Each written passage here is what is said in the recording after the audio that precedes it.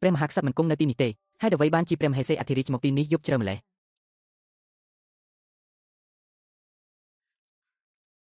ខ្ញុំបានមកថ្វាយអាហារពេលល្ងាចរបស់ព្រះមហាក្សត្រមើលខួរក្បាលខ្ញុំផង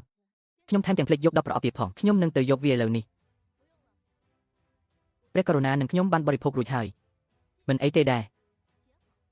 វិធីនោះខ្ញុំអាចស្លាប់ដោយខ្មោចពេញខ្លួនពាក្យសម្ដីរបស់ព្រះយេស៊ូវតើវាមានន័យយ៉ាងណា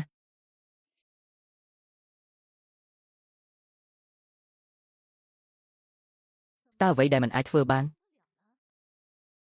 ខ្ញុំបានប្រើថ្នាំងុយគេងលើអ្នកវាយឺតពេលហើយក្នុងការដឹងខ្លួនឥឡូវនេះពិតណាស់ស្នេហាធ្វើឲ្យមនុស្សល្ងងសូម្បីតែព្រះមហាក្សត្រក៏មិនមានករណីលើកលែងដែរព្រះយេស៊ូវអ្នកកំពុងនិយាយអ្វីមិនសមហេតុផលព្រះករុណាអ្នកនិងខ្ញុំបានជ័យគ្នាអស់រយៈពេលជាច្រើនឆ្នាំការផ្លាស់ប្ដូររបស់ព្រះមហាក្សត្រខ្ញុំមិនអាចដឹងដោយរបៀបណា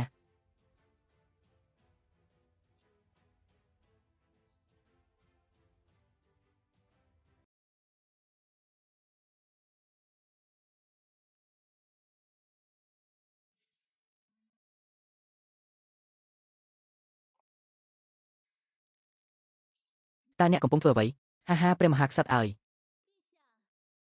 មើលខ្ញុំស្លៀកអាវផាយនាគនេះល្អទេហាអ្នកឈួតហើយ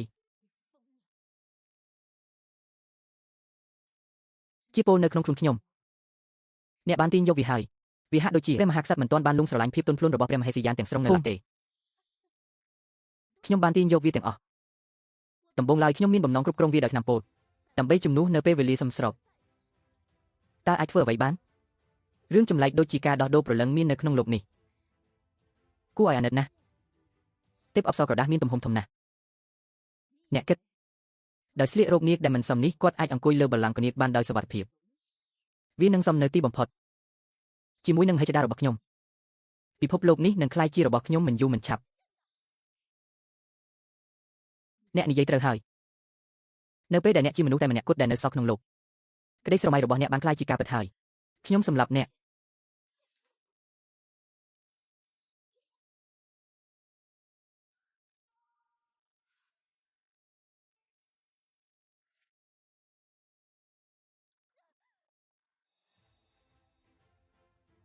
លេចចេញពីខ្យល់ស្ដើងមានអាចកំបាំងជាច្រើនអំពីពីរ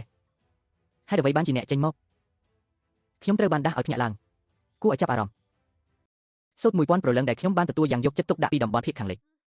តាមពិតពួកគេត្រូវបានបង្ខំឲ្យក្រោកឡើងបាទចាសោះឆាត់របស់ស្ដេចនរកនៅក្នុងអាហាររបស់ភរិយាឈីវកាលពីលើកមុនគឺជារបស់អ្នកល្អ